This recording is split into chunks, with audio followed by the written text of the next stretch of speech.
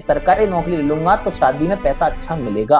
Paid content बिल्कुल जरूरी नहीं है। यूट्यूब से गारंटी से तैयारी हो सकती है। मेरे पास दिल्ली में रहने के लिए 100 स्क्वायर फीट का कमरा नहीं था। मतलब दोस्त उस समय एक भी दोस्त नहीं रहा। मैं आपको बताऊं, सिंगल फ्रेंड नहीं था जिसका फोन आया हो मेरे पास, एक भी दोस्त नहीं था। मैंने एक लड़की को खोया था, उसका प्यार खोया क्योंकि मैं सेल्फिश हो गया था। मेंस के लिए कोई अलग से कुछ नहीं करना होता है, मोटी मोटी किताबें पढ़ने की कोई जरूरत नहीं है। बिल्कुल। बैंकिंग का पेपर निकालने आए हो कि मतलब 5 साल की गवर्नमेंट सरकार चलाने वाले हो, क्या कर रहे हो? अगर ये खुला सब लोग बोलना शुरू कर देंगे तो बच्चे को मैथ्स पढ़ने के लिए किसी टीचर की जरूरत ही नहीं रह जाएगी। मैं आज बोल सकता हूँ ये बात। So hi Harshal Agarwal. So first of all thanks a lot कि आपने हमारे लिए टाइम निकाला और आप एटलीस्ट इतने बिजी शेड्यूल से हमारे पास आए और आपने हमारा इनविटेशन एक्सेप्ट करा। सो फर्स्ट ऑफ ऑल कैसे हैं आप? सबसे पहले तो thank you so much Chirag, thank you so much. और ना सिर्फ आपको बल्कि पूरी आपके भाइयों बहनों दोस्तों ऑडियंस, जिस भी तरह से आप संबोधित करते हैं, जिस भी तरह से आप एड्रेस करते हैं, मेरा जनरली ये रहता है भाइयों बहनों दोस्तों, कोई भी नाराज नहीं होता इससे। तो सभी को सबसे पहले मेरा नमस्ते, हेलो, हाय, जो भी एक्सेप्ट करें आप दिल से। क्या बात है, एब्सोल्युटली। तो हर्षल देखो, आज ना अपना जो पॉडकास्ट रहता है मैं आपको थोड़ा बैकग्राउंड दे देता हूँ। It is very casual in nature और उसके साथ I will try my best कि मैं आपसे जितना ज्यादा नॉलेज निकाल सकूं। मेरी पूरी कोशिश यही रहेगी। भाई आज हर्षल अग्रवाल सर को निचोड़ के ही भेजेंगे। तो मतलब ये बात करते हैं कि आपका चाइल्डहुड कैसा था, मतलब आप बचपन में कैसे स्टूडेंट थे और उसके बाद कॉलेज गए वहां कैसे स्टूडेंट थे, मतलब क्या था, बैकग्राउंड क्या है? यार लकीली मेरा बैकग्राउंड ऐसा है कि मेरे को अगर लाइफ में सबसे ज्यादा सपोर्ट किसी से मिला है तो वो है मेरे फादर। ओके। और एक चीज मैं मानता हूँ कि मतलब बहुत रॉ लैंग्वेज में है ये बात, क्योंकि आपने बोला कि हम लोग बिल्कुल भी कोई मतलब कोटेड चीज नहीं रखेंगे। एक कहावत कही जाती है कि जिसके कंधे पे उसके बाप का हाथ होता है ना, उसको दुनिया में किसी से डर नहीं रह जाता। ये एक बड़ी देशी बात है मगर ये बहुत परफेक्ट बात होती है ये। तो मेरे पास ऐसा हाथ रहा ना पापा का हमेशा से। अभी मतलब मैं अभी भी सारी चीजें शाम को पूरी फोन करके बताता हूँ कि आज पूरे दिन क्लास में ये हुआ। मैं एक एक चीज बोलता हूँ अभी भी, चाहे कुछ भी हो वो। तो मैं पढ़ाई में हमेशा से बहुत अच्छा रहा, मगर इसका मतलब ये नहीं है कि मैं कहीं वो रहा कि बुकवर्म बन के रह गया। मैं स्पोर्ट्स भी किया मैंने। मैं बैडमिंटन नेशनल प्लेयर रहा हूँ। अब वो हेल्थ देखकर नहीं लगता है। मैं बैडमिंटन में नेशनल प्लेयर रहा हूँ एक टाइम पे, और डिबेटिंग मैंने की है। डिबेट में मैं नेशनल विनर रहा हूँ एक टाइम पे। केवीएस जो होता है, केंद्रीय विद्यालयों के जो नेशनल इवेंट होते हैं। तो मेरा जो बचपन था, लकीली मेरे फादर स्पेशली उनकी वजह से ऐसा रहा कि सब कुछ करो मगर मुझे पढ़ने के लिए कहीं बोला नहीं गया। और जिस चीज को बच्चों का बोलते नहीं वो बच्चा जरूर करता है। तो मैं पढ़ता खूब था मैं, मगर एग्जाम से 15-20 दिन पहले पढ़ के बढ़िया रैंक फर्स्ट आई हमेशा से। मगर ऐसा नहीं, किताबों में बिल्कुल सब कुछ किया और इसलिए लगता है कि आज सबसे कनेक्ट भी इसलिए शायद ज्यादा अच्छे से कर पाता हूँ। जैसे मैंने आपका थोड़ा चैनल में आपका देख रहा था तो मुझे पता चला कि भाई आप एक आईआईटीएन है। अब जनरली पॉइंट इज कि भाई एक बच्चा आईआईटीएन है, जो भी कोई एक लड़का लड़की आईआईटीएन है, तो सबसे पहला पॉइंट होता है कि एक बढ़िया प्राइवेट नौकरी होगी, कैबिन होगा, ये सब कुछ होगा, या फिर अब्रॉड जाएगा वहां नौकरी करेगा।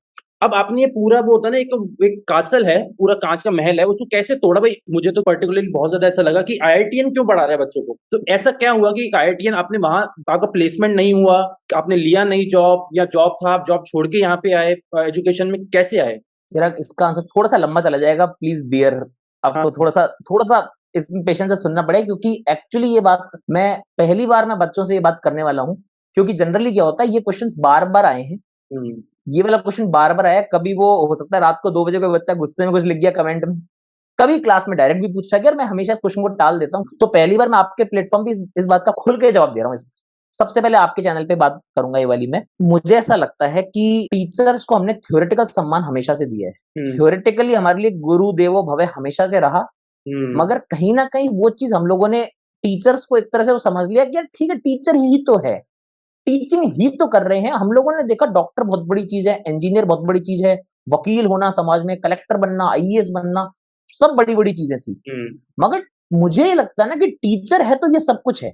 अगर टीचर नहीं है तो सोसाइटी में और कुछ है ही नहीं, क्योंकि टीचर के बाद ही सब कुछ बनती चीजें। तो टीचर को उस दशा से नहीं देखा गया कभी भी, मुझे ऐसा लगता है। मगर कहीं ना कहीं हम फाइनेंशियली स्ट्रेंथन नहीं कर पाए टीचर्स को। और अब मुझे ऐसा लगता है कि अब हम उस दौर में हैं जब एडटेक जब से आया हिंदुस्तान में। सब बच्चों के लिए क्लियर कर दूं, सब भाइयों के लिए, सब दोस्तों के लिए, एडटेक मतलब जितनी भी आज की डेट में आप कंपनीज देखते हैं जो आपको एजुकेशन प्रोवाइड कर रही हैं, चाहे वो यूट्यूब के चैनल्स हो या अलग अलग प्राइवेट कंपनीज जो आपको नजर आती हैं, जिनके सब्सक्रिप्शंस, जिनके प्लान्स आप लोग लेकर पढ़ाई कर रहे हैं, इन सब के आने से टीचिंग को एक सम्मान मिला है, एटलीस्ट फाइनेंशियली तो मैं बोलूंगा। और मुझे लगता है कि इस बात से हमें बहुत खुश होना चाहिए। क्रिटिसाइज करने की बजाय कि यार एक आईआईटीएन होके पढ़ा रहा है, या फिर ऐसे भी एग्जाम्पल एक आईएएस होके टीचर आ गए हैं, या एक्स बहुत बड़े बड़े आर्मी ऑफिसर्स टीचिंग कर रहे हैं। मैं जानता हूँ डिफेंस कैटेगरी में बहुत बड़े बड़े टीचर्स हैं, आर्मी ऑफिसर्स हैं बहुत बड़ी पोस्ट के। तो मुझे लगता है कि अगर एक प्रीमियम इंस्टीट्यूट से निकलकर लोग टीचर जब बनने लग जाएंगे ना, तब ही मुझे लगता है कि एजुकेशन में वो चीज आएगी कि टीचर्स का सम्मान, यार हाँ यार वो बंदा भी तो टीचर बन रहा है ना यार, वो लोग टीचिंग मारे, मतलब टीचर सही में कुछ है। सिर्फ एक ग्रेजुएशन की डिग्री है, जैसे कि बीए है, जैसे बीकॉम है, वैसे बीटेक होती है। फर्क इतना सा है कि कॉलेज है, उसका नाम आईआईटी है, और वहां पहुंचने के लिए काफी मेहनत होती है। हमारे समय 4800 सीट पूरे भारत में होती थी, और देने वाले 17-18 लाख लोग होते थे, तो थोड़ा टफ है कंपटीशन। अपॉर्चुनिटीज वहां अच्छी हैं क्योंकि वहां फाइटिंग स्पिरिट दी जाती है। जैसे बच्चों के फेवरेट जीतू भैया हैं, टीवीएफ वाले जो जीतू भैया हैं, वो बोलते हैं ना कि आईआईटी की तैयारी कर ली तो लाइफ में कमजोर नहीं पड़ोगे कभी, तैयारी जरूर कर लो। तो वो चीज हमको सिखाई जाती है। तो इसलिए मैं मानता हूँ कि मैंने टीचिंग को चुना क्योंकि मेरे रीजन थे। अब लोग मुझे लगता है कि अब जब डिटेल में आपने मुझे निचोड़ने का फैसला कर रखा है तो उस बारे में बात कर ही लेंगे। और इसीलिए शायद आईआईटी से बहुत अच्छे अच्छे शेफ, ऑथर्स, राइटर्स, एक्टर्स मेरे खुद के सीनियर रहे। सिविल इंजीनियरिंग से ही आईआईटी बीएचयू में वरुण ग्रोवर जो फिल्म फेयर लिए हैं, मोह मोह के धागे जिन्होंने लिखा है, गैंग्स ऑफ वासेपुर, वो भी हमारे एक टाइम के आईआईटी बीएचयू सिविल के रहे हैं। तो बहुत अच्छे अच्छे लोग यहाँ से निकले हैं। तो हमारा मतलब वो फ्रेटर्निटी ऐसी रही है कि हम लोग कुछ ना कुछ करना चाहते हैं और हमेशा हटके करने की कोशिश की है। तो मुझे लगता है शायद मैं योगदान दे पा रहा हूँ। अरे एब्सोल्युटली, और मैं आपको लिटरली बता रहा हूँ Harshal, that I have been following your channel from very long, जब आपके शायद सब्सक्राइबर्स भी ज्यादा नहीं होते थे, बट उस टाइम भी मैं यही सोचता था कि भाई दम है, कंटेंट में दम है। देखो मेरा तो हमेशा से मानना है, और आपने कभी मेरा भी चैनल शायद फिंगर्स क्रॉस कभी आपके आमने सामने आया हो, लेकिन मेरा बता दूं, मैं बता दूं क्या क्या डाला हुआ है। क्या चीज? आपने कौन सा सब्जेक्ट नहीं पढ़ा है पहले तो मैं ये जानना चाहता हूँ। अभी लेटेस्ट तो आपकी डीआई चल रही है, इंग्लिश आपने पढ़ाई है, पॉडकास्ट आप कर लेते हो, सबकी खैर खबर आप लेते रहते हो, क्या हालचाल चल रहे हैं सब आप जान लेते हो, तो आपने कुछ छोड़ा नहीं है। तो ऐसा नहीं कि आपका चैनल मैंने देखा नहीं। और आपका चैनल मैं बता रहा हूँ, एक्चुअली सब लोग जानते हैं, जो लोग मुझे जानते हैं, ये मुंह पे बोल देता है इंसान। मुझे ज्यादा चीजें पसंद नहीं आती हैं जो यूट्यूब पर एकेडमिक चैनल बोल के नॉन एकेडमिक चीजें जब ज्यादा होती है। हाँ ठीक है, मगर मुझे आपका चैनल इसीलिए पसंद है, और मेरे जो स्टूडेंट्स हैं उन्होंने आपका बार बार नाम मेरे सामने इसलिए लिया, वो बोलते हैं सर ये सर जेन्युइन है। अच्छा, ये सच बोलते हैं सर इनको है ना, कुछ लोग बोले ना बोले ये सच बोल, हाँ सच तो बोलता है इंसान। और वो पता लग जाता है फेस देख के इंसान का, जब वो इंसान डिलीवर करता है ना कोई चीज तो पता लग जाता है। क्योंकि सब्सक्राइबर गेन करना कोई बहुत बड़ी चीज नहीं रह गई है अब। सब्सक्राइबर तो पैसे से मिल जाते हैं, रोज ऑफर भी आते हैं लोगों के पास में आते हैं, बट एक को सब्सक्राइबर गेन करना, आप देखेंगे 5 लाख 4 लाख जब सब्सक्राइबर है ना कुछ चैनल्स के, आप देखेंगे वहां पर लाइव वॉचिंग 600-700 की मिलेगी आपको। हाँ। और अगर मैं 90,000 के चैनल पे भी लाइव वॉचिंग 500 की ले रहा हूँ तो उससे पता लगता है कि आप एकदम जेन्युइन, जिसको चाहिए वो मदद के लिए बैठा है यहाँ पर, बाकी फालतू कोई नहीं है कि बस अपन ने कुछ भी कर रखा है। हाँ, मुझे पता है क्या लगता है हर्षल, मैं आपके थ्रू आपसे भी सुनना चाहूंगा पॉइंट्स इसके ऊपर, पर मैं आपके थ्रू ना बच्चों को ये जरूर बोलना चाहूंगा कि आजकल जो पॉइंट्स हो रहे हैं ना, पॉइंट इज कि एक बच्चा एसबीआई पीओ बन गया, आईबीपीएस पीओ बन गया, या उसने कोई बड़ा एग्जाम निकाल लिया, पॉइंट इज कि फिर उसके बाद हम ये मानते हैं कि इसने ऐसा कुछ बड़ा कर लिया ना, अब ये जो भी कर रहा है वो अच्छा है। भाई हमें अपना घर दिखा रहा है, तो वो हो सकता है हमारे लिए पढ़ाई में जरूरी हो। अरे इसने बाथरूम दिखा दिया, इसने बेडरूम दिखा दिया, अरे ये तो बहुत जरूरी होगा। सैलरी स्लिप आ गई, जरूरी होगा। मुझे इतना इरिटेशन होता है, या मैं आपको सही बताऊं, अक्षरों में हिंदी अक्षर होता है, सख्त खिलाफ हूं मैं इन चीजों के, और मैं 10 बार बोल चुका अपने चैनल पर भी, आई डोंट लाइक। तो आपका क्या पॉइंट है इसके ऊपर? एक चीज मैं आपको बताना चाहूंगा, मुझे नहीं पता कितनी दिख पाएगी, जो पीछे मेरे चैनल का नाम लिखा हुआ है लर्निंग कैप्सूल्स, है ना? दिख रहा है। तो इसके नीचे एक लाइन लिखी हुई है, अगर आप पढ़ पा रहे हो, क्या लिखा हुआ है देख पा रहे हो आप? छोटा लक्ष्य बड़ा अपराध। स्टूडेंट्स के साथ ये वाली प्रॉब्लम लग रही है मेरे को, स्पेशली जो बच्चे खुद को लिमिट कर लेते हैं। एक बैंकिंग एस्पिरेंट यहाँ पर जो बच्चे सुनेंगे, जो दोस्त सुनेंगे हमारे, उनको ऐसा हमेशा लग रहा होता है, बैंकिंग की तैयारी करने वाला, एसएससी की तैयारी करने वाला, एक ना एक टाइम लाइफ में ये खुद को समझा चुका होता है कि मुझसे एक टाइम पे आईआईटी क्रैक नहीं हुआ, पीएमटी एम्स क्रैक नहीं हुआ, सीए में नहीं बन पाया, और यूपीएससी में कर नहीं सकता, तो मैं बड़ा मीडियोकर हूं। वो इंसान सोचता है मैं बड़ा मीडियोकर हूं यार, बस भगवान की नौकरी लग जाए, मैं खुश हूं जीवन में। हमारी सबसे बड़ी गलती है, और हमारा फायदा उठाया जाता है, सभी को लिए बोल रहा हूं। हम सोच लेते हैं एक इंसान जो एसबीआई पीओ बन गया वो भगवान का दर्जा मिल जाता है उसको, क्योंकि हमारा जो डोमेन है, जो हमारा सोचने का दायरा वो इतना है। तो ये हमारे छोटे लक्ष्य हैं जो हम मान लेते हैं कि एसबीआई पीओ से ऊपर दुनिया में कोई है ही नहीं पोस्ट। तो हम लोग आरबीआई वाला, तो हमको लगता है वो त्रिमूर्ति कोई अलग ही लेवल पे आरबीआई जिसने कर दिया। ये सब एक हिस्सा है और कोई किसी के लिए नहीं करता। मैं मानता हूँ हम ना तो हमारे पेरेंट्स के लिए करते हैं, ना हम किसी और के लिए करते हैं, हम सिर्फ खुद के लिए करते हैं अल्टीमेटली। राइट। तो कोई किसी के लिए नहीं करता, बस सोचने का जरिया। देखो आज कोई और बनना है, कल आप उससे आगे भी निकलोगे, और जब तक आगे निकलने का नहीं सोचोगे ना, क्योंकि सोच चांद की होती है ना, तब आदमी छत तक पहुंचता है। सोच छत की होगी ना तो आदमी बिस्तर पे रह जाता है, यार चलेंगे शाम को देखते हैं यार। तो इसीलिए मैं हमेशा बोलता हूँ छोटा लक्ष्य बड़ा अपराध। और मैं नहीं बोलता, डॉक्टर एपीजे अब्दुल कलाम साहब ने बोला था ये, अच्छा। भारत के पूर्व राष्ट्रपति, महानतम राष्ट्रपति और महानतम शख्सियत, हाँ, जिनसे भारत में कोई हेट नहीं कर सकता, ना कर पाएगा, एक भी इंसान नहीं मिलेगा शायद।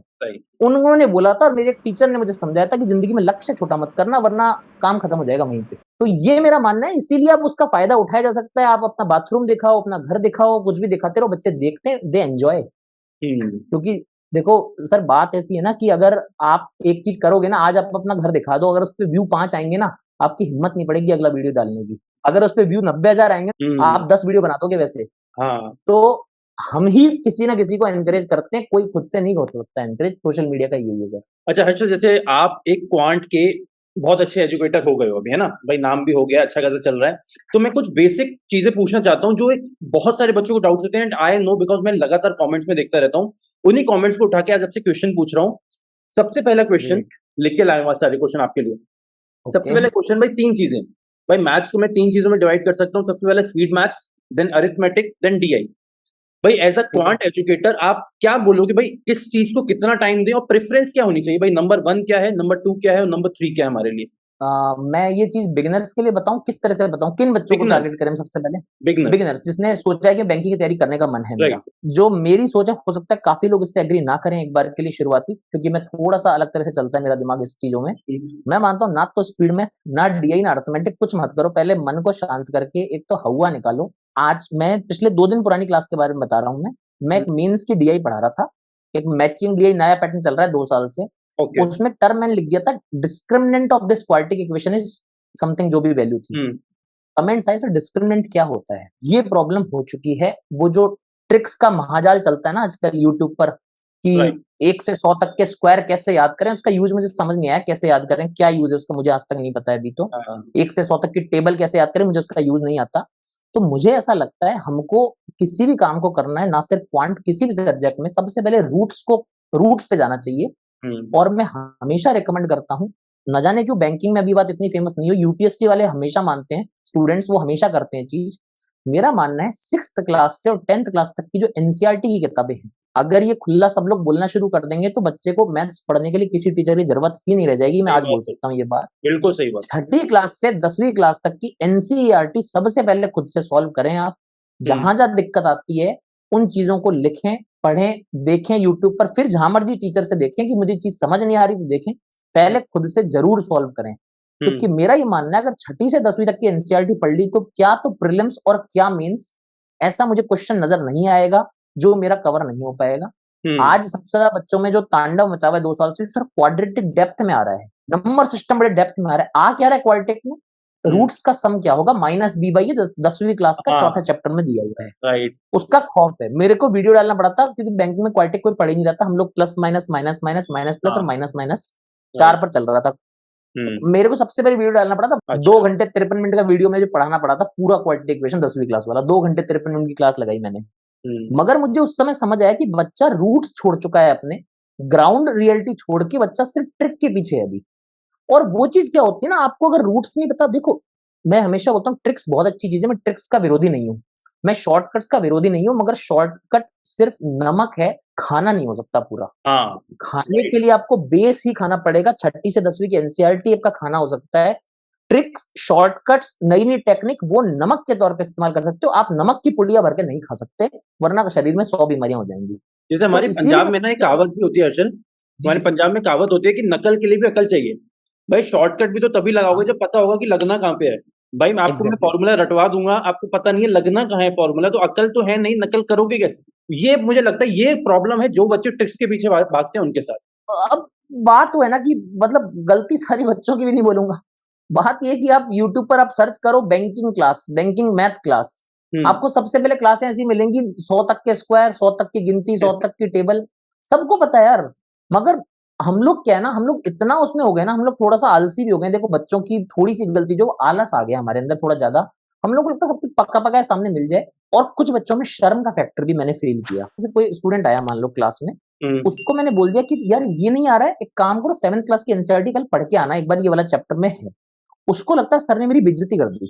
अच्छा। सर ने मुझे बोल दिया कि 8वीं क्लास में फैक्टराइजेशन है, वो एक बार पढ़ लो। जैसे अभी जो स्टूडेंट सुनेंगे ना, उनके दिमाग में आएगा सर वो बड़े नंबर का रूट नहीं निकलता, अंडर रूट जाता तो रूट फैक्टर नहीं बनते, वो 8वीं क्लास में दिया हुआ है फैक्टराइजेशन चैप्टर में।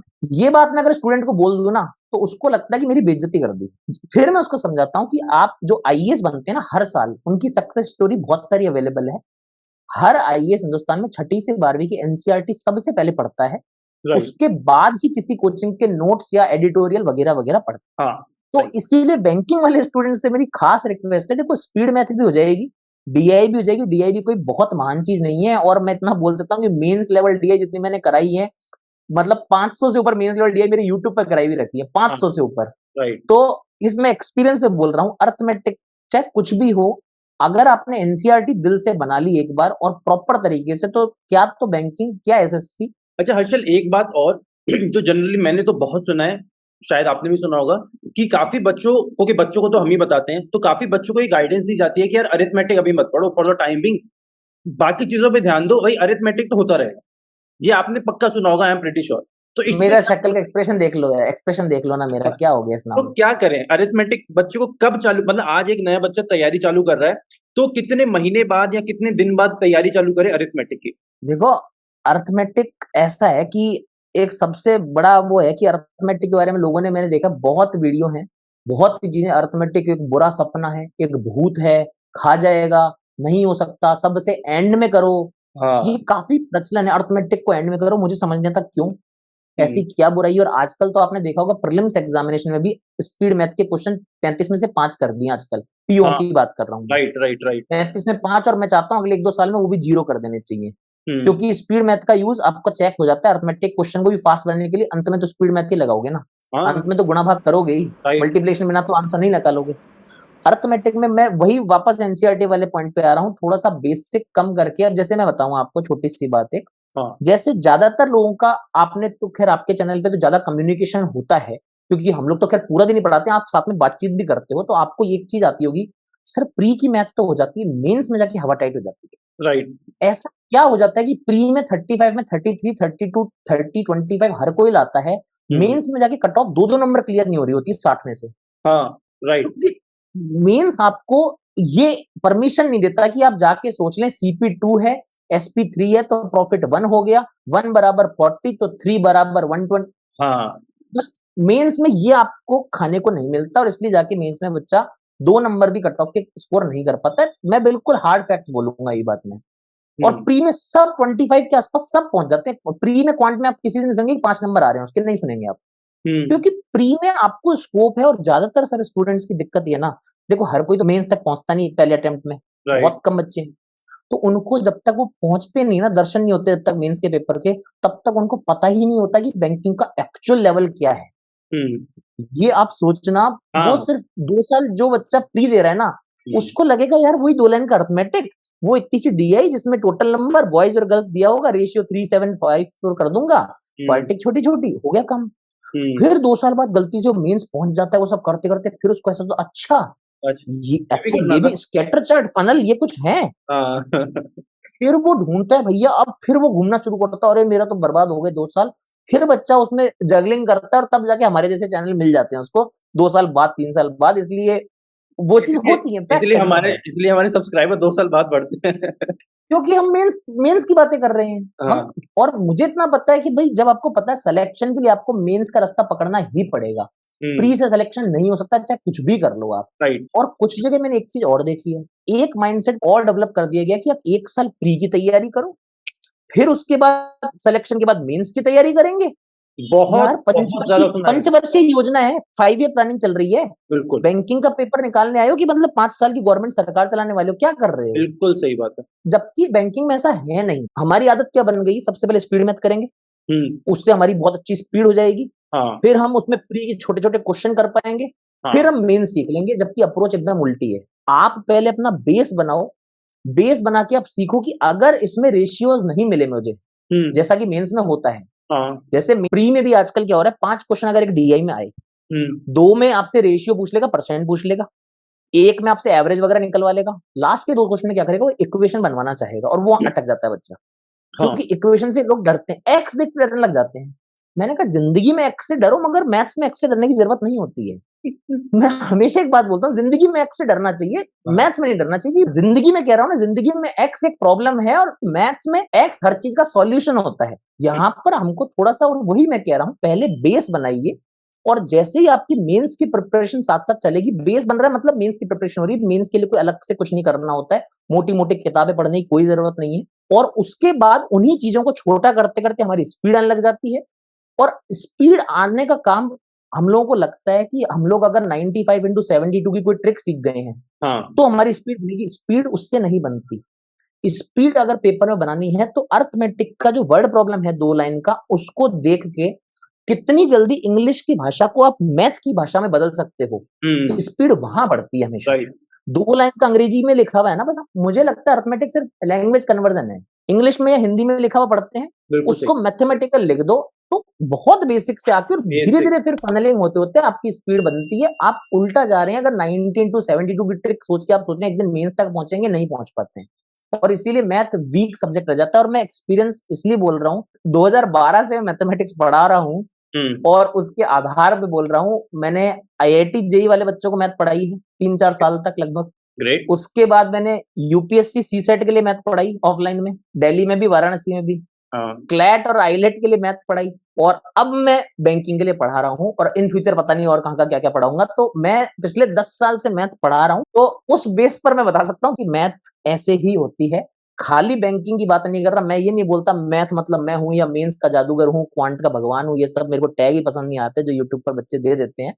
मैं चाहता नहीं, ना मुझे देना कभी कोई, मैं हूं ही नहीं, क्योंकि मैं जस्ट एक लर्नर हूं और अपनी नॉलेज शेयर कर रहा हूं। क्योंकि मैथ्स इतनी बड़ी है ना, क्वांट उसका 0.001% भी नहीं है। पहली बात तो जो क्वांट पढ़ के बच्चे लगता है मैथ के जादूगर हो गए, और हम लोग उसके लर्नर हैं। तो जस्ट एक्सपीरियंस, आपको नॉलेज शेयर कर रहा हूँ, एक्सपीरियंस से कर रहा हूँ कि ये जेन्युइनली मैथ्स सीखने का तरीका है। अच्छा, जैसे आपने अभी बात करी कि मैक्सिमम बच्चे फंस जाते हैं प्री वाले कंटेंट में, कि वो बेसिक लेवल कर लिया, ये हो गया। पॉइंट ये है, जो मुझे पता है ग्राउंड रियलिटी इज की मेंस का कंटेंट मिलता ही बहुत कम। भाई पॉइंट इसकी आपको मिलेगा ही नहीं, तो बच्चा पढ़ेगा कहां से? तो उसको लगता है प्री मिल रहा है तो प्री करते रहो। तो मैं जो पॉइंट पूछना चाहता हूँ कि इज यूट्यूब सफिशिएंट? भाई क्या बच्चा यूट्यूब से पढ़ के बैंक एग्जाम निकाल सकता है, या इंश्योरेंस या एसएससी निकाल सकता है, या उसको पेड कंटेंट लेना बहुत जरूरी है? बिल्कुल जरूरी नहीं है, पेड कंटेंट बिल्कुल जरूरी नहीं है। और मैं आपको ये बोल सकता हूं, क्योंकि YouTube से पढ़ के मैं कुछ अपने स्टूडेंट्स के नाम ले सकता हूँ, स्टूडेंट्स के नाम लेना चाहूंगा मैं जरूर यहाँ पर। आप उनसे, उनके इंडिविजुअल चैनल उनको ढूंढोगे तब भी मिल जाएंगे। मतलब मैं इसलिए नाम ले रहा हूँ क्योंकि क्रेडिबिलिटी बताने के लिए। प्रिया एक मेरी स्टूडेंट है, कोई पेड नहीं है, कम से कम 2-3 तो पीओ एग्जाम, 2-3 क्लरिकल एग्जाम। एक बच्चा है Vipul, last year RRB clerk mains में उसने 40 में से 39 क्वेश्चन सही किए थे क्वांट में, फ्री क्लास पढ़ पढ़ के। उसके आईबीपीएस पीओ प्री में 93 या 4 नंबर है लास्ट ईयर। सिर्फ फ्री क्लासेस का बच्चा है, कम से कम 3 से 4 पीओ और 2-3 क्लर्क निकाले हैं। एक बच्चा है आकाश दत्ता, उसने लास्ट ईयर 8 एग्जाम निकाले हैं बैंकिंग के फाइनल सिलेक्शन, फ्री पढ़ के। तो मैं अभी 3-4 बता पा रहा हूँ, ऐसे बहुत सारे बच्चे हैं। द थिंग इज, यूट्यूब पर आपको थोड़ा सा चूजी होना पड़ेगा। यूट्यूब पर आपका मन थोड़ा सा क्या होता है ना, भंवरे की तरह होता है। 1 मिनट वो भी देख लिया, नोरा फतेही का वीडियो भी, अगले मिनट कपिल शर्मा शो का वो क्लिप आ रही तो उसमें भी हम एंजॉय कर रहे हैं, फिर बीच में एक क्लास देख ली, वो मन थोड़ा भटकता ज्यादा है। और मैं अगर जहां तक पर्सनल लेवल बोल सकता हूँ, मेरी पेड क्लास और फ्री क्लास में आपको कभी फर्क नजर नहीं आएगा। ना तो मैं कभी कंटेंट रिपीट करता हूँ कि पेड का फ्री में डाल दिया उठा के, कि ये तो 2 साल पहले पढ़ाया था डाल दिया, नहीं। सारा फ्रेश कंटेंट दोनों में। अगर आप मेरे से फ्री में पढ़ोगे तब भी उसी लेवल पे कंटेंट मिलेगा, पेड पढ़ोगे तब भी मिलेगा। मतलब यूट्यूब से तैयारी हो सकती है? यूट्यूब से गारंटी से तैयारी हो सकती है। और मैं इतना ही बोलूंगा, पेड वालों को बस एक फायदा जो मेरी नजर में है, उनको एक शेड्यूल मिल जाता है, रेगुलर रोज पढ़ने का एक मोटिवेशन मिल जाता है कि क्लास में आना है, सर की 10 बजे होती है तो बैठ जाएंगे आके वो। और उनकी मेहनत थोड़ी कम हो जाती है कि उनको ढूंढने की जरूरत नहीं, सिलेबस क्या है, नोट्स क्या है, इंपॉर्टेंट क्या है, वो मेरी मेहनत उनको काम आ जाएगी बस, और कोई फर्क नहीं होता पेड और फ्री मेरे लिए तो। ठीक है, ये बहुत अच्छा आपने बताया। अच्छा चलो, एक इंपॉर्टेंट पॉइंट जो अभी अभी मेरे दिमाग में आया, कि आजकल जो बहुत ज्यादा चलता है कि सर पूरा जितना भी गवर्नमेंट सेक्टर प्राइवेटाइज होता जा रहा है। सर कभी बैंक प्राइवेटाइज हो जाते हैं, जितने भी एयरलाइंस हैं वो प्राइवेट हो गए, कभी कोई कोल कंपनी प्राइवेट हो गई, कुछ प्राइवेट हो गया। तो क्या आपको ऐसा लगता है कि इस टाइम लोग बच्चों को ऐसा लग रहा है काफी कि भाई गवर्नमेंट सेक्टर बहुत सैचुरेट हो रहा है, या इसको बहुत ज्यादा ओवररेट करा जाता है? मतलब ऐसा होता है घर में सरकारी नौकर होना चाहिए तो बहुत ओवररेट करा जा रहा है, क्या आपको क्या लगता है इसके ऊपर? हाँ, समाज की कुछ कुरीतियां भी हैं। हम्म। टीचर बनने के पीछे मेरा सबसे बड़ा मोटिवेशन ये है कि समाज में कुछ चीजों में सुधार होना चाहिए, चाहे वो बुरी लगे चाहे अच्छी लगे। हम और पढ़े लिखे लोग अगर सुधार नहीं लाएंगे ना, तो आप बाकी लोगों से एक्सपेक्ट मत कीजिए कि बाकी लोग कुछ कर पाएंगे। हम्म। आज भी इंडिया में कई जगह ऐसा है कि सरकारी नौकरी ले लूंगा, मैंने स्टूडेंट्स को बात करते सुना है, सरकारी नौकरी ले लूंगा तो शादी में पैसा अच्छा मिलेगा। ये फैक्ट है। अगर हम इस पर बात नहीं कर सकते, ठीक है, ना करें हम हिंदुस्तान में कभी भी, मगर पढ़े लिखे लोग अगर इन बातों पर बात नहीं करेंगे तो मुझे लगता है जो मुझसे लड़कियां पढ़ती है ना, वो फिर मुझे झूठा भाई बोलेंगी। फिर मैं कहलाने का हक नहीं है मेरा वो मुझे भाई बोलने, अगर मैं उनके लिए इतना नहीं कर सकता तो। हमको ये सोच सुधारनी होगी। सरकारी नौकरी में हमको पैसा ज्यादा मिल जाएगा, सरकारी नौकरी होगी तो हम बैठ के खाएंगे। मतलब आप कहना क्या चाह रहे हो, बैठ के खाएंगे? मतलब क्या आप मतलब चाहते हो कि आप भ्रष्टाचार पहले से सोच रहे हो दिमाग में, बेईमानी करोगे हाँ। आप? क्यों खाना है बैठ के? सरकारी नौकरी का डर सिर्फ उस बच्चे को लगता है कि प्राइवेट में जाऊंगा तो मेरे को डायनामिक है, मुझे निकाल देंगे कल को, वहां से हम्म। फायरिंग हो जाएगी। देखो कुछ सिनेरियो में मानता हूं ऐसे होते हैं कि प्राइवेट में आपकी फायरिंग हो जाती है, कुछ अनएथिकल वेज भी हो सकते हैं। सब लोग अच्छे नहीं हो सकते, सब लोग बुरे नहीं हो सकते। हम्म। बट हिंदुस्तान में एक काफी हद तक एक सोच आ गई कि प्राइवेट नौकरी काफी वैसी है, वहां पर फायरिंग हो जाती है, सरकारी में बैठा बैठा होगा।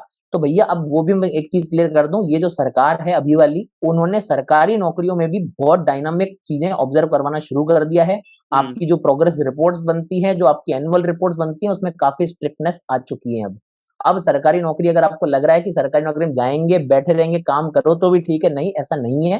तो सरकारी नौकरी अच्छी है, डेफिनेटली देश सेवा कर रहे हैं आप, मगर उसके लिए इतना परेशान इतना होने की जरूरत नहीं है कि यार वो नहीं मिली तो सब कुछ लुट जाएगा दुनिया में, ऐसा नहीं है। एक पेरेंट्स का भी थोड़ा सा, अगर कोई पेरेंट्स किसी के मम्मी पापा अगर ये वीडियो देखेंगे ना, तो उनसे भी रिक्वेस्ट है कि इतना प्रेशर मत बनाओ सरकारी नौकरी का। अच्छा, अगर मैं इसी क्वेश्चन को थोड़ा एक्सटेंड करूं, ठीक है भाई, कर लिया, चलो प्रेशर बना, बच्चे ने उठा लिया भाई, एक बीड़ा उठाया कि भाई मुझे सरकारी नौकरी चाहिए। पर कितने बच्चे ऐसे हैं जो मैं हर साल देखता हूँ जिनको 1 साल 2 साल 3 साल 4 साल करते जा रहे हैं, करते जा रहे हैं, करते जा रहे हैं, पेपर नहीं निकलते।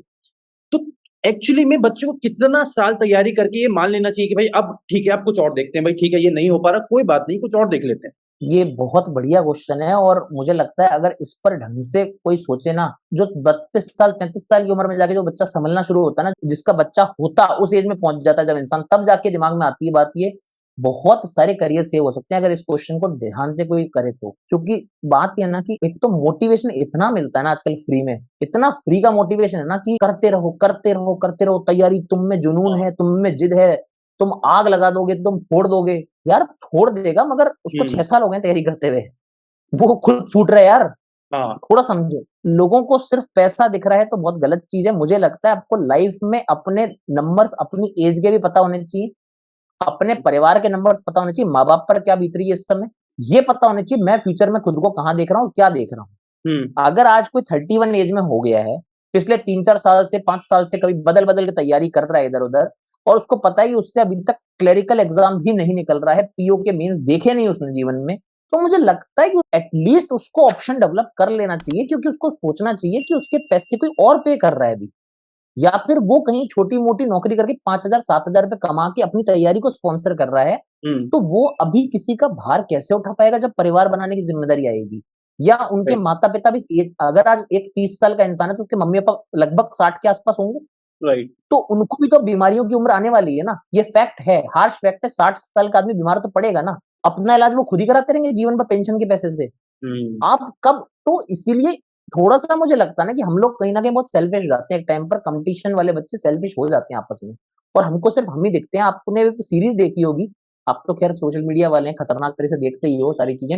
एक वो टीवीएफ की आई थी ना, यूपीएससी के ऊपर, कौन सी आई थी, एस्पिरेंट्स। एस्पिरेंट्स। उसमें याद है आपको, एक वो संदीप भैया कैरेक्टर था, उन्होंने बड़ी सही बात बोली थी, कब तक मैं करता रहूंगा ना ये। तो वो भले ही वो आईएएस नहीं बने, वो पीसीएस सर्विस वगैरह से सेटल हो गए ना, उस चक्कर में उन्होंने क्या बोला, मैंने एक लड़की को खोया था, उसका प्यार खोया क्योंकि मैं सेल्फिश हो गया था। तो हम लोग सेल्फिश एक लड़की के लिए लड़के के लिए नहीं, अपने माता पिता के भी सोचना बंद कर देते हैं कि यार मैं 30 साल 35 साल का होने आ गया, मैं लगा हुआ हूँ, यार उनकी भी सोचो, उनको भी तो आप, वो भी तो कुछ सोच रहे होंगे ना कि यार 30 साल बड़ा कर दिया, अब यार हमको थोड़ा तो देख ले। तो कहीं ना कहीं हमारे पास खुद का एक टाइमलाइन, जैसे फेसबुक पर टाइमलाइन होती है ना, वैसे टाइमलाइन जरूर होनी चाहिए। और इस बात का बुरा कुछ लोगों को लगेगा, ये जब वीडियो आएगा ना कि हर्षल ने आके क्विट करने की सलाह दी है, क्विट करने की सलाह नहीं दी है। देखो मैंने बस मैनेज करने की सलाह दी है आपको लाइफ में, क्योंकि वो फेक मोटिवेशन, मैं यहाँ पर अपना पेड कोर्स नहीं प्रमोट कर रहा कि आ जाओ 1 साल और मेरे साथ जुड़ जाओ और मैं 5,000 रुपए में तुमको बना दूंगा बैंकर, नहीं बनाऊंगा। अगर बनना खुद को ही है आपको, तो मैं वो फेक मोटिवेशन नहीं दे सकता। मैं बस इतना कह रहा हूँ, लाइफ को मैनेज करो और सबकी जिम्मेदारियां समझो, ना सिर्फ अपनी।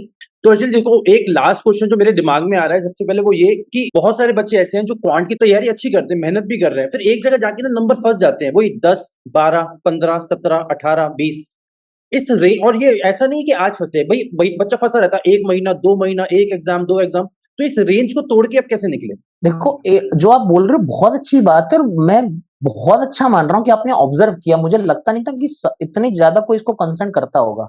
बहुत अच्छा लगा मेरे को, आपने चीज पॉइंट की है। देखो एक बात सब स्टूडेंट्स भी एग्री करेंगे कि क्वांट में हमारे ब्रेक पॉइंट्स के जिम्मेदार कहीं ना कहीं हम हैं। जैसे कि तो मेंस में एक डीआई जो रेशियो परसेंट की आएगी, वो बच्चा बनाने वाला वो लगभग 5 से 10 नंबर के बीच की बातें कर रहा है। उसके बाद कुछ जो बच्चे हैं जो थोड़ा बहुत अर्थमेटिक बना लेते हैं, जैसे कि परसेंटेज हो गया, परसेंटेज वाला हो गया, प्रॉफिट लॉस बना लेते हैं बच्चे अच्छे से, मिक्सचर बना लेते हैं, एसआईसीआई बना लेते हैं, टाइम एंड वर्क बहुत अच्छा बनाते हैं स्टूडेंट्स। ये लोग आते हैं 15-18 की रेंज वाले, और यहाँ फंस के रह जाते हैं, क्योंकि वो बोलते हैं मैं प्रोबेबिलिटी नहीं पढ़ूंगा क्योंकि ये टफ होती है, मैं पीएनसी नहीं पढ़ूंगा, मैं मेंसुरेशन नहीं पढ़ूंगा, और टीएसडी नहीं पढ़ूंगा।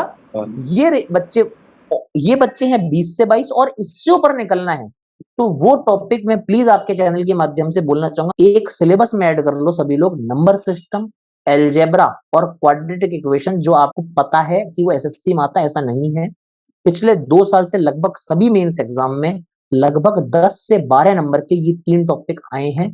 प्लीज मेंस का पेपर देखिएगा, आप जहां मर्जी देखिए, मैं नहीं बोलूंगा कहाँ देखना है, जहां मर्जी देखिए, मगर देखिए। और मेंस का पेपर देखकर ये पता जरूर करना कि क्या आ रहा है। मैं आपको सवाल गिनवा सकता हूँ, लगभग 10 से 12 नंबर के टॉपिक आए हैं, और ये टॉपिक कहीं नहीं मिलते आपको जल्दी से। तो सिलेबस ही नहीं पता तो 60 में 10 नंबर तो सीधे सीधे कम हो गए। डीआईज में थोड़ा एक्सप्लोर करिए, डीआईज को, डीआईज बहुत टाइप की होती है, नई नई टाइप होती है, थोड़ा एक्सप्लोर करो। डीआई में बच्चा नए डायग्राम से डरता है, उनको लगता है 2 साल पहले एसबीआई ने 3 साल पहले फनल चार्ट आया था, तो अब वो फनल चार्ट ही पूछता रहेगा हर साल, फनल चार्ट तैयार हो गया। आने के बाद फनल चार्ट मत करो। एक छोटा सा फंडा देता हूँ आप लोगों को, पावर पॉइंट खोलना कभी घर पर, पावर पॉइंट। मैं खुद डीआई कैसे बनाता हूँ आपको बताता हूँ, आप सभी भी ट्राई करना। आप नॉर्मल लाइन ग्राफ बनाते हैं, बार बनाते हैं, टेबल बनाते हैं, ठीक है, मगर फिर भी लगता है मीन्स वाला वो फील नहीं आ रही, थोड़ी सी और अच्छा बनाऊं। पावर पॉइंट में जाना, इंसर्ट में जाके चार्ट का ऑप्शन खोलना, वहां पर कम से कम 30-35 तरह के अच्छे अच्छे चार्ट मिलेंगे। और आप देखना एक चीज, उन्हीं चार्ट से हमेशा एसबीआई ने डीआई डाली है। आप अभी जब ये वीडियो देख रहे होंगे तो सब लोग देखना, पावर पॉइंट में इंसर्ट में चार्ट में आपको फनल मिलेगी, आपको वहां पर आपकी पूरी कैंडल स्टिक डीआई मिलने वाली है, आपको सनबस्ट डीआई मिलेगी जो मैं कराता हूँ, एक पुली चार्ट है जो मैं प्रेडिक्ट कर रहा हूँ कि आ सकता है कभी। पुली मैंने करवाया, 2 साल से करवा रहा हूँ, क्योंकि पुली वहां पर दी, बड़ा अच्छा चार्ट है, 2 पाई चार्ट को स्ट्रिंग से कनेक्ट कर रखा है उसने। सारे चार्ट उससे उठा रहे हैं, कहीं बाहर से नहीं आ रहे हैं, पूरा पावर पॉइंट में अलग अलग चार्ट दिए, और एसबीआई वहां से बार बार डीआई उठा रहा है। मेरी कोशिश रहती है उन सब डायग्राम्स का यूज कर लूं मैं, और बच्चों लगता है सर मेंस का गजब कंटेंट। अरे ये तो बहुत अच्छी चीज बताई आपने, मुझे ही फर्स्ट टाइम पता चला है। ये बड़ी शानदार चीज, आप देखना इंसर्ट में जाके चार्ट में बहुत तरह के चार्ट आप देखोगे ना, आप तो पेपर्स देखते हो, आप देखोगे कि ये तो एसबीआई यहीं से तो पूरा पेपर बना रहा है। तो ये बहुत अच्छी चीज बताई अर्षद, ये मैं पक्का ट्राई करूंगा, मतलब बच्चे करे ना करे, but I am going to try it. ये बड़ा मुझे अच्छा एक्सपेरिमेंट मिला, मैं ऐसी चीजें करता रहता हूँ, मेरी सोच ऐसी रहती है, क्योंकि मेरे ज्यादातर क्वेश्चन मैं खुद ही बनाता हूँ, है ना। तो ये चीज सब लोग देखिएगा, डरिए मत, बहुत अच्छा कर सकते हैं, सब लोग करेंगे बढ़िया। अच्छा, जाने से पहले अगर मैं बोलूं कि 2-3 क्वालिटीज जो आपको लगता है कि बच्चे के अंदर होनी ही होनी चाहिए, तो वो 2-3 क्वालिटीज क्या होंगी एज पर यू? देखो थ्योरेटिकली तो बहुत सारी बातें हैं कि काक चेष्टा बको ध्यानम श्वान निद्रा तथैव च अल्पहारी ब्रह्मचारी विद्यार्थी पंच लक्षणम। 5 लक्षण बताए गए हैं। काक चेष्टा, कौवे जैसी सावचेत सावधानी, कौवे को सब पता होता है कब वायर में करंट दौड़ रहा है, क्या हो रहा है आसपास, सब पता था, कब ओले करेंगे। बको ध्यानम, बगुले जैसा ध्यान, कितना भी नजर ऐसी हो तुरंत ध्यान। श्वान निद्रा, कुत्ते जैसी नींद होनी चाहिए, मतलब हलचल हुई तुरंत जग जाए, ऐसा नहीं घोड़े बेच के सो रहे हैं। अल्पाहारी, खाना ठूस ठूस के नहीं खाना कि नींद आती रहे। और ब्रह्मचारी आजकल मैं वो उस सेंस में नहीं मानूंगा, पहले आश्रम व्यवस्था नहीं है, नहीं वो मैं सपोर्ट नहीं हूँ। मैं जो बच्चे प्यार की बात करते हैं ना, मैं उनको सपोर्ट करने वाला इंसान हूँ। कोई कहता है ना कि मेरा गर्लफ्रेंड बॉयफ्रेंड से ये इशू चल रहा है, मैं उनकी हेल्प भी करता हूँ, मैं वो उस किस्म का हुई नहीं। मैं तो चाहता हूँ कि हमेशा रिलेशनशिप में जो लोग हैं एक प्रोग्रेसिव रिलेशनशिप डेवलप कीजिए, जरूर कीजिए। लड़कों को सेंस आ जाता है जीवन जीने का एक रिलेशनशिप में आने के बाद। आपको पता रहता है मुझे शर्ट और टी शर्ट किस रंग की पहननी है, पता तभी लगता है। लड़कों को नहीं पता लगता उससे पहले, ठीक है, बहुत अकल आती है, कोई बुराई नहीं है, मगर रिलेशनशिप प्रोग्रेसिव होनी चाहिए। बहुत अच्छा ये भी चलो पॉइंट आ गया, क्योंकि काफी लोग हैं रिलेशनशिप में वो छुपाते हैं, क्योंकि इसकी बात अपने पेरेंट्स से नहीं कर सकते, करना भी मत। जब तक अपने पैरों पे खड़ा ना जाओ मत करना ये बात पेरेंट्स से, वरना डांट डपट के भगा दिए जाओगे। पढ़ाई करो, दोनों करो, और उसके बाद दोनों लोग जब पढ़ाई करके सक्सेसफुल हो जाओगे ना, उसके बाद ना रिलेशनशिप अनाउंस करना हर कोई मान जाएगा, कोई नहीं रोकेगा उस दिन। सही बात है, एब्सोल्युटली। एक तो ये चीज, और एक जो मैं प्रैक्टिकली मानता हूँ एक हर एस्पिरेंट में होना चाहिए, वो एक मोमेंट होता है आपके 24 घंटे में, एक मोमेंट आता है, वो मोमेंट होता है जब आप सोने जाते हो ना, सोने जाते हैं जब आंख बंद कर रहे होते हैं ना, जब आपकी आंख लगने वाली होती है, उससे 2 मिनट पहले एक मोमेंट आता है जब हम आंख बंद करते हैं, नींद आ नहीं रही होती है, हम लाना चाह रहे होते हैं, उस समय हमको एक बार पूरा दिन दिखता है हमारा आज क्या किया था। भाई वो सबसे ईमानदारी का मोमेंट होता है लाइफ में। आप पूरा दिन झूठ बोल सकते हो, सबसे कुछ भी बोल सकते हो, खुद के साथ झूठ बोल लोगे, वो मोमेंट है ना आपका सच का मोमेंट होता है। उस दिन पता होता है यार आज उससे यार उसको गाली नहीं देनी चाहिए थी, यार आज उससे लड़ाई नहीं करनी चाहिए थी। उस मोमेंट पर चेक करना कि क्या आज मैंने ऐसा कुछ वर्दी किया कि मैं सिलेक्शन के लिए भाग रहा था, या आज मैंने दिन है ना पूरा दिन वो मैं रील्स देख रहा था, उसके बाद मैं घूमने फिरने निकल गया, फिर दोस्त के साथ बैठ के वहां टपरी पे बैठा था, 1 घंटे पढ़ाई करे टाइम पास किया है। खुद के साथ ईमानदार बनो, खुद से झूठ मत बोलो। दुनिया में सबको झूठ, टीचर्स पेरेंट्स जिसको बनाना है बेवकूफ बनाते रहो, खुद को नहीं बोलो झूठ, क्योंकि खुद को झूठ बोल के ना वो पतन का रास्ता होता है हमेशा। खुद से ईमानदार हो, आपको पता है कि आपको क्या बनना है, और आप देख लो आपको कितनी मेहनत चाहिए, क्योंकि भाई देखो आप जब सो रहे होते हो ना 20 लाख लोग पढ़ रहे होते हैं, चॉइस आपकी, और 20 लाख में से उनको 5,000 3,000 ही चाहिए होते हैं हर एग्जाम में, 20 लाख नहीं चाहिए किसी को भी। तो ये मेरा फंडा रहता है, मैं यही स्टूडेंट्स को हमेशा बोलता हूँ। हर्षद भाई आपसे बात करके ना एक बात तो मुझे क्लियर हुई कि आपकी और मेरी लेवल ऑफ अंडरस्टैंडिंग है, एक बनेगी, और अब ये, और मुझे ऐसा लग रहा है फर्स्ट और लास्ट तो नहीं होगा, हम काफी और आगे मिलते रहेंगे। जब आपका पर्सनल मीटअप रहेगा तो बताइएगा, हम भी आएंगे आपके साथ। अरे क्या बात कर रहे हो, मिलेंगे आपसे वहां आके पर्सनली। फिर सर्दियों में बढ़िया सा मीटअप करते हैं, मतलब बच्चों को मैं कम से कम रबड़ी घेवर खिला के भेजूं, ऐसा मीटअप रहे। हाँ, तो मजा आएगा। तो चलो हर्षद, जाने से पहले एक जो क्वेश्चन मैं सबसे पूछता हूँ आपसे पूछूंगा कि वो एक मोटिवेशनल पॉइंट जो आप बस ये बोलो कि अगर उस पॉइंट पे जाके अगर हर्षल भी कर सकता है तो आप भी कर सकते हो, तो वो एक पॉइंट क्या होगा आपकी तरफ से? वो एक पॉइंट ये है ना कि मेरे को कॉलेज में 2018 तक था, 25 सितंबर 2018 को मैं निकला हूँ कॉलेज से। उस समय ना कोई नहीं था मेरे पास, एक टाइम के लिए कोई नहीं था, इन द सेंस मतलब कोई एक्सेप्ट करने को तैयार नहीं था कि आईआईटी से बीटेक और एमटेक करके एक लड़का कह रहा है मैं यूट्यूब पर टीचर बनूंगा। मतलब दोस्त उस समय एक भी दोस्त नहीं रहा, मैं आपको बताऊं, सिंगल फ्रेंड नहीं था जिसका फोन आया हो मेरे पास, एक भी दोस्त नहीं था, एक मैसेज करने वाला नहीं था, कोई नहीं जान रहा था। सबने हाथ छोड़ दिया कि नहीं भाई ये क्या कर रहा, पागल हो गया है क्या। एक आईआईटी से पास आउट होने के बावजूद, क्योंकि मैंने नौकरी नहीं ली थी, किसी का सपोर्ट नहीं लिया था, मेरे पास दिल्ली में रहने के लिए 100 स्क्वायर फीट का कमरा नहीं था। मैं आपको एक बात बता दूं, सबसे लास्ट में निकली बात पता नहीं निकल गई, 100 स्क्वायर फीट का कमरा भी नहीं था, उसी में खाना, उसी में दैनिक काम सारे, उसी में बनाना खाना, उसी में सोना, और उसी में सोचना कि क्या करूं बच्चों के लिए, क्योंकि अपॉर्चुनिटी ऐसे नहीं मिल जाती। आज कई बच्चे बोलते तुम तो लकी है, तुम्हारे 1 लाख सब्सक्राइबर होने वाले हैं। यार लक से नहीं होता, आईआईटी से बीटेक एमटेक करने के बाद कोई ये जिंदगी नहीं चूज करता। और उस समय आपको बता रहा हूँ भाई, मेरे चैनल पे जो वीडियोस है ना, शुरू आज की डेट में 1000 के आसपास देखते हैं, शुरू के लगभग 100-150 वीडियो है ना, दिल्ली में एक मेट्रो स्टेशन साकेत, साकेत के गेट नंबर 4 था शायद शहीदुल्लाह जाब वाला, उसके बाहर फ्री वाईफाई है, उससे उससे मैंने अपलोड किए हुए वीडियो हैं, क्योंकि मेरे पास नेट कनेक्शन अफोर्ड करने के पैसे नहीं थे आईआईटी से बीटेक एमटेक होने के बावजूद, क्योंकि मैं ये लोड नहीं बनना चाहता, क्योंकि चॉइस मेरी थी कि मैंने जॉब्स नहीं ली, मैंने वो क्रीम व्हाइट कॉलर जॉब, मैंने कैबिन जॉब नहीं ली है, और मैं खुद करना चाहता हूँ। तो मैंने जर्नी एक ऐसे इंस्टीट्यूट को, यार कोई बिलीव नहीं करता ना, आप किसी को बोलो ना मुझे 5,000 दो, बोलते बेवकूफ बना रहे यार, आईआईटी से बीटेक एमटेक है।